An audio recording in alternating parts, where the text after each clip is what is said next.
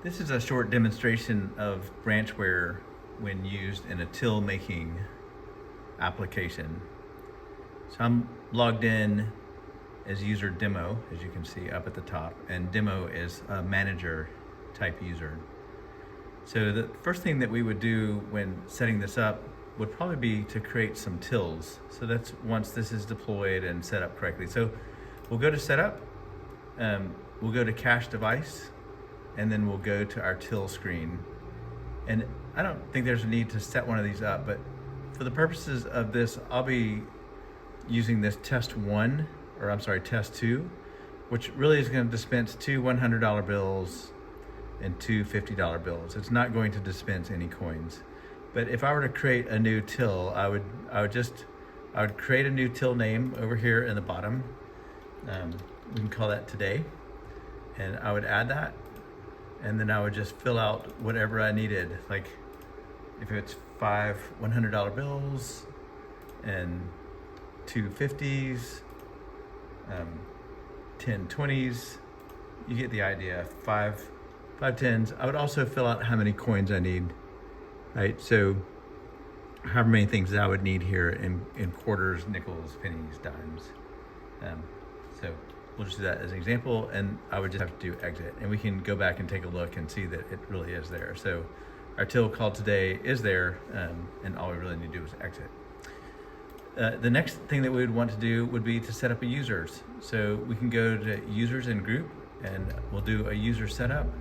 And so we'll just kind of start with till 6 is where we'll start. So we'll add, and we'll give this ID a name. This might be a badge ID. So till 6, I'm going to use the same till 6 for his username. They're just a team member. The options in here would be supervisor, manager, IT, but team member is someone who would just do vault buys and vault sells. We're going to give him a vault daily limit. So we're going to click this, and we're not going to let him take more. Whatever his till is, we would go $50 more or so that there's no problem getting out the initial till. But we don't want him to exceed any kind of a daily limit. And so when we first set this up, we'll also click this till, and we're going to use this test 2, which is a relatively small till that we talked about earlier. And I'm just going to assign him 9999 for a password, and click add. And so that user is now created. We can exit the user setup, and so at this point we have a user setup and we have a till. And so here are the kind of things that you would see. As I sign out of this, I'm just signing off as the supervisor, and I want to leave this in a position where it would normally be. I'm just going to click vault buy. That's what like any regular user would do. And I'm going to sign in with my original till. So that should just be till, and till is the login and password. And so what you can't see is the machine has lit up. It's asked me what I want to do. I'm just going to click dispense down here at the bottom right. And when I do that, the machine should dispense whatever my till is.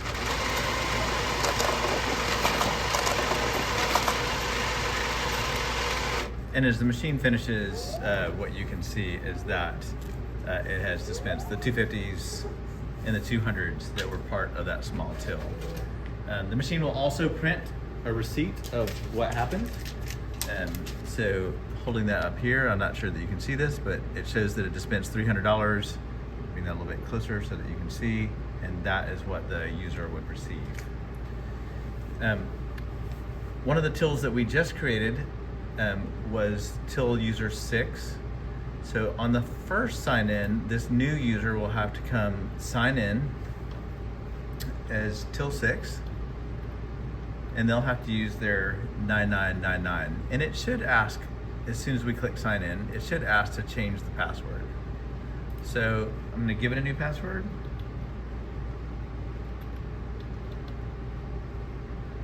And now I'm going to hit OK. So that's what you would see on first use. And so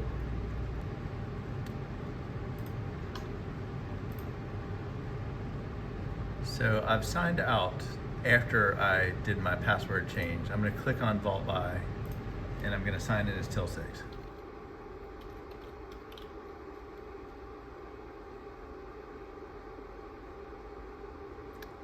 The system will come up and tell me what I'm going to get, the 200s and 250s, and I'll hit dispense. I get this screen that is looking for a transaction override, which can only mean that I didn't properly put in the right amount of overage. And that makes sense, right? We put it in as $50 over, and we're asking the machine for 300. So we really need to go back into our user setup. I'm gonna hit cancel and cancel.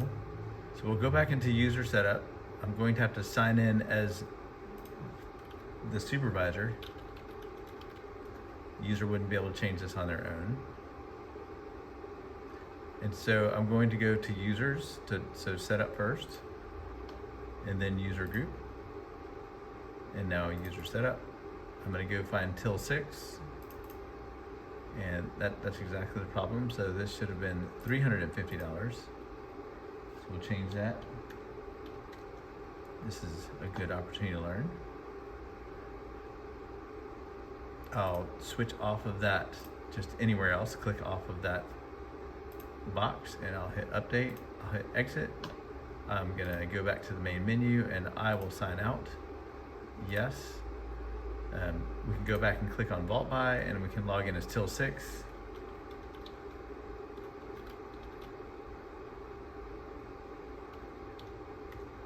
And now we'll be able to get our $300 without any problems. So I'm just going to click dispense. It's going to tell me what we're getting.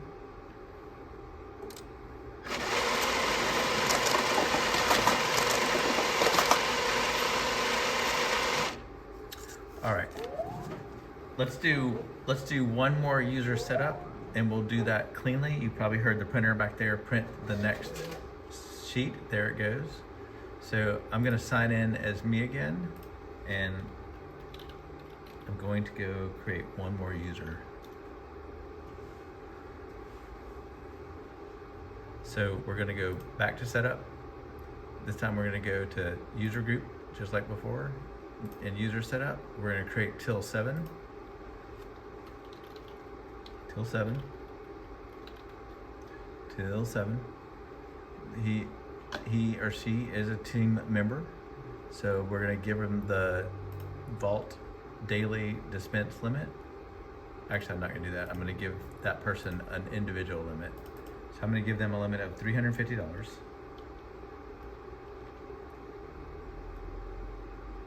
We're going to give them that same small till, assign an individual till, and then to the drop down, we'll do test 2, which was the small one, and we'll do the 4 nines.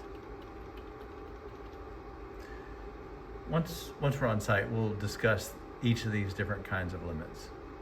The one that you'll mostly be using is the Vault limit per dispense.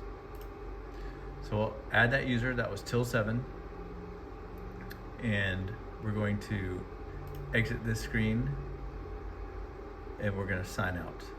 So back to the main menu, and then sign out as the manager. Yes. We're going to sign in because we're till 7. We have to do this on the first time. So till 7 and 4 nines. Signing in. Normally I'd be touching this screen.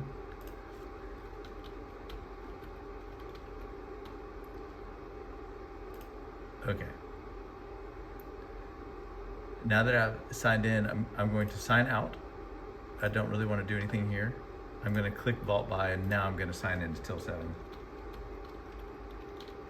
You might be wondering why I'm showing you all these transactions. We're going to put them back in a second, and then we're going to look at what a daily close looks like. So the system is looking to see what I should be getting. It's the same 200s and 250s. I'm going to click on dispense.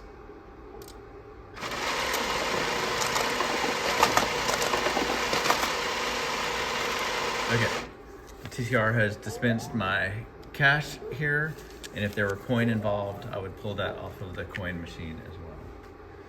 So now it's printing out that receipt. So it also automatically logs you off. So now it's the end of the day, and I'm coming to bring back whatever of my till is remaining. So I'm gonna go do a vault cell, sorry. I'll start with till 7.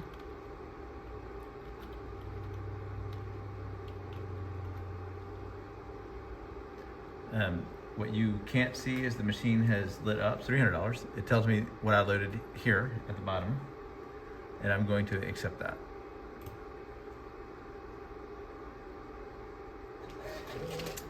I also logged in as regular till today. I'm gonna sign in and I'm gonna go do that vault cell. I'm only gonna put $200 in for that one.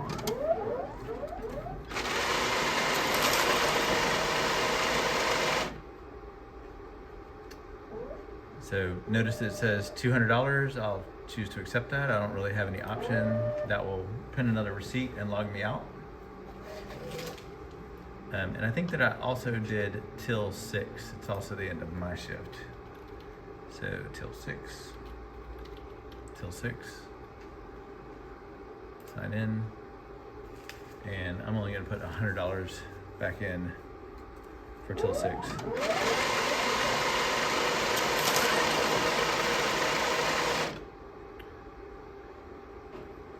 I think that is right. So I'm going to accept that. It will print out my receipt and log me off. And so now it's the manager's turn. So I'm going to notice it sign me out. It's waiting for sign in. I'm going to click sign in up here. And I'm going to sign back in as demo, the manager. And now we're going to go do manager things. So we're at the end of the day, and the first thing that we want to go look at is branch totals. And so what you're going to see here, this is the activities of you see till and till 6 and till 7. Hopefully you can see that. This is each of their activities, and so you can see that till was $100 short, right? Till 6 was $200 short. Anything in kind of red is not good. But till 7, the first one we did, turned in all 300 of his dollars. So there's no red there. So what this would mean is that the TCR is $300 short of what you put in it. It's starting inventory for that day. So you've got the report that as soon as I hit the clear button, which is what you would do. So at the end of the day, to make the TCR ready for the next day, this is what will also kick off reports being sent out of the TCR through an application called CashView Web that will eventually be married up with point of sale data with the accounting group, the finance group. So I'll hit clear because I am done with this. Yes, I want to clear branch totals. And so that prints out a receipt.